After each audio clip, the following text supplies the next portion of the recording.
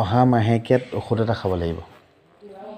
আমাৰ বস্তুটো তোমাৰ এই বস্তুটো যদি ভালকৈ নলওঁ বেবী আহি আকৌ ঘূৰি যাব। তুমি যদি ঔষধটো খাই দিয়া অহা মাহত যদি তোমাক ঔষধটো দি দিওঁ মাহেকীয়া হওঁতে ঔষধটো খাব লাগে। আমাৰ বেবী হোৱাটোও খাব লাগে মাহেকীয়া হোৱাত, আৰু তোমাক এতিয়া মই যিটো ঔষধ দিম সেইটো মাহেকীয়া হ'লে খাব লাগে। এতিয়া কথাটো হ'ল কি আমি বেবী হোৱাটো তোমাক নিদিওঁ, এতিয়া তোমাক দিছোঁ মাহেকীয়া হৈ থকা প্ৰথম যেতিয়া এতিয়া হ'বা সেইটোত তোমাক যিটো বেমাৰ দেখিছোঁ মই সেই বেমাৰটো ভাল কৰিবৰ কাৰণে ঔষধ এটা দিছোঁ। সি খুব তামোল খায় নি?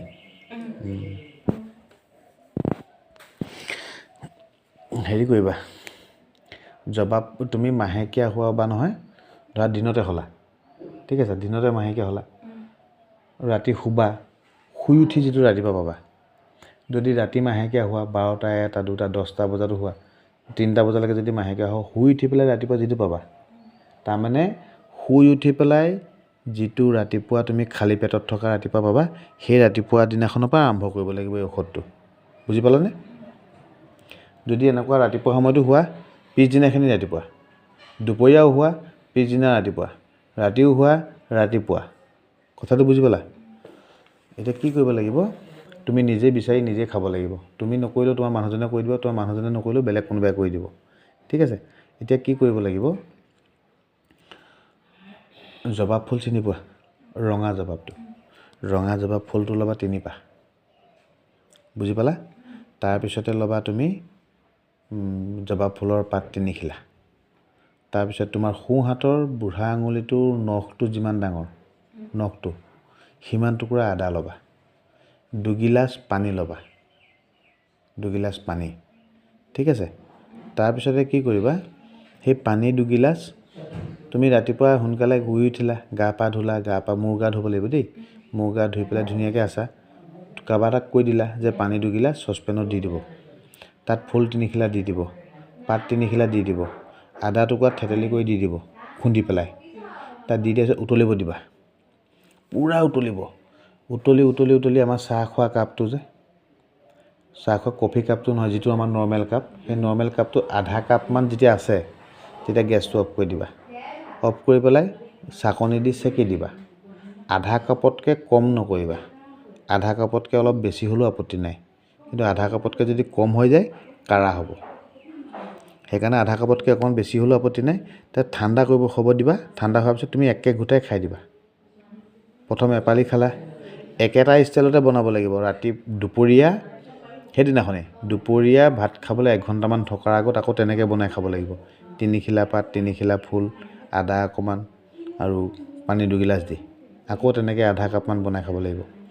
2 পালি হ'ল, ৰাতিপুৱা গা মূৰ ধুলা, দুপৰীয়া গা মূৰ ধুব নালাগে, ৰাতিও গা মূৰ ধুব নালাগে, ৰাতি আকৌ ভাত খাবলৈ 1 ঘণ্টামান থকাৰ আগত আকৌ তেনেকৈ বনাব লাগিব, আকৌ তেনেকৈ খালা। প্ৰথম দিনাখন কেইপালি হ'ল? কেনেকৈ 2 পালি? ৰাতিপুৱা দুপৰীয়া ৰাতি 3 পালি, পিছদিনাখিনিও তেনেকৈ 3 পালি, একেটা ষ্টাইলতে বনাব লাগিব। কেইপালি হ'ল? 6 পালি। তাৰ পিছদিনাখিনিও একেটা ষ্টাইলতে বনাব লাগিব, 3 পালি, কেইপালি হ'ল? 9 পালি। চব ভাল হৈ যাব, চব ভাল। তোমাৰ গোটেই মাহেকীয়া চিষ্টেম, তোমাৰ যদি ভৰি চৰি জিনজিনাইছে, পেট বিষাইছে, কঁকালৰ ফালে জিনজিনাইছে, বা তোমাৰ গোটাকৈ আহিছে বা কোলা হৈছে, বা ইয়াত যিমানখিনি জাম আছে চব ভাল হৈ যাব, চফা হৈ যাব, গোটেই মানুহজনী চফা হৈ যাবা। মই যেনেকৈ কৈছোঁ তেনেকৈ কৰিবা, ঠিক আছে। আজিৰ পৰা তোমালোকে এটা কাম কৰিবা, অহা মাহত মাহেকীয়া অৱস্থাত তুমি সেই ঔষধটো খাব লাগিব, ঠিক আছে। সিটো মাহেকীয়াত আকৌ যেতিয়া নেক্সট মাহেকীয়াটো আহিব, সেই মাহেকীয়া 2 দিনৰ দিনাখন ৰাতিপুৱা খালী পেটত গা মূৰ ধুই আহি আমাৰ ঘৰত ঔষধ খাব লাগিব। 3 নম্বৰ দিনাখন আহি খাব লাগিব, 4 নম্বৰ দিনাখন আহি খাব লাগিব, মানে 3 দিন আহিব লাগিব, ঠিক আছে। এতিয়া কথাটো হ'ল কি, তোমালোক 2জনে, মতা মাইকী 2জনে, অকল মাইকী মানুহজনী গাত দুখ দিলেই নহ'ব, মতা মানুহজনৰ গাতো বহুত দুখ আছে, তাৰ গাতো দুখ আছে, তোমাৰ মানুহজনৰ গাতো। সেইকাৰণে মই 2টাৰ কাৰণে 2টামান বস্তু দিম আৰু 2টামান খাবলৈ ক'ম, কেইটামান খাবলৈ নকওঁ। খাবলৈ নোকোৱাকেইটা কেতিয়াও নাখাবা, আৰু খাবলৈ কোৱাকেইটা সদায় খাব লাগিব, ঠিক আছে। আমাৰ ট্ৰিটমেণ্ট তেনেকৈ কৰোঁ আমি। এতিয়া খাব নালাগে, তোমালোকে 2টাই খাব নালাগে কেঁচা পিঁয়াজটো, ঠিক আছে, 2জনে নাখাবা। তাৰপিছত নাখাবা ঔটেঙা, তাৰপিছত আনাৰস, তিয়ঁহ, অমিতা, বেঙেনা, বৰালি মাছ, মাটিমাহ, কলখাৰ, চ'ডাখাৰ, বেকিং, কেক, কুঁহিয়াৰ গুড়, কুঁহিয়াৰ ৰস, উৰহি, চাদা চিগেট, মদ, ভাং, তামোল, পাণ, গুটকা, ঠাণ্ডা পেপচি, কোকাকোলা, কেম্পা, স্প্ৰাইট এইবোৰ নাখাব নালাগিব। এইকেইটা বস্তু যদি খাই দিয়ে নহ'ব। 2 নম্বৰ কথাটো হ'ল সেইটো। 3 নম্বৰ কথাটো হ'ল কি, আমাৰ ঔষধটো খাই থকাৰ অৱস্থাত ডক্টৰৰ ঔষধ নাখাবা। ঠিক আছে, মাথা বিষ হওক, জ্বৰ হওক। এনেই মই তোমাক ডক্টৰৰ ঔষধ নাখাবলৈ কোৱা নাই, ডক্টৰৰ ঔষধ আমাৰ ভগৱান ডক্টৰ, কিন্তু তেতিয়া নাখাব নালাগে। তাৰপিছতে তোমালোকে এতিয়া কি কি খাবা? তোমালোকে বাকী বস্তুবিলাক চব ভাল।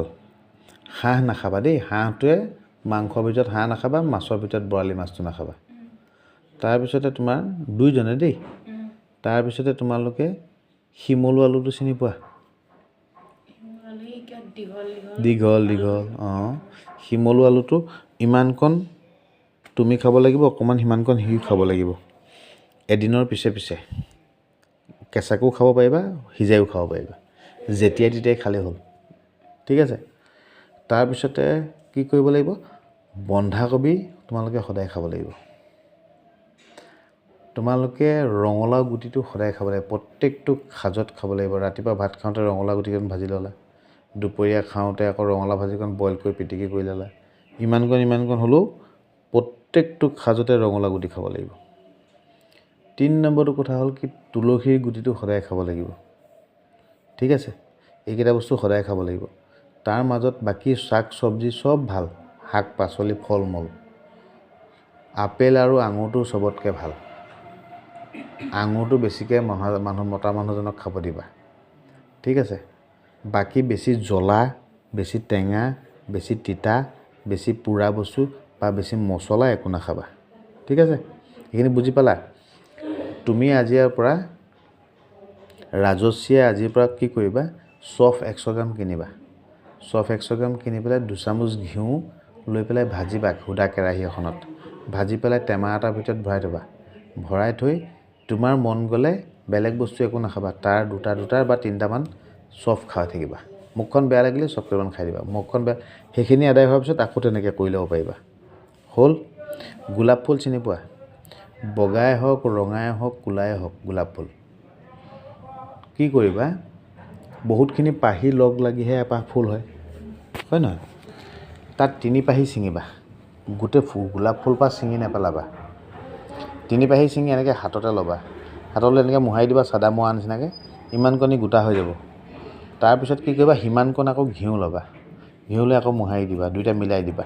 মিলাই তুমি গোন্ধিবা, একদম গোন্ধি ইমান টানকৈ গোন্ধিবা যাতে ইয়াত যাতে খুন্দা তোমাৰ গোন্ধিবা। বুজি পালানে? 10 বাৰমান গোন্ধাৰ পিছত ভাল জেগা এটুকুৰত সেইটোকে পেলাই দিবা। পেলাই দি তেনেকৈ দিনটোত 3 বাৰ 4 বাৰ তুমি গোলাপ ফুল আৰু ঘিউ লৈ গোন্ধিব লাগিব। ঠিক আছে। তাৰপিছতে কথাটো হ'ল কি, পনৌনোৱা শাক আলু এটাৰ লগত ভাজিবা, 7 দিনমান খাব লাগিব। পনৌনোৱা শাকটো চিনি পোৱা নাই? পনৌনোৱা আমাৰ ইয়াত আছে, মই দেখাই দিম। পনৌনোৱা শাক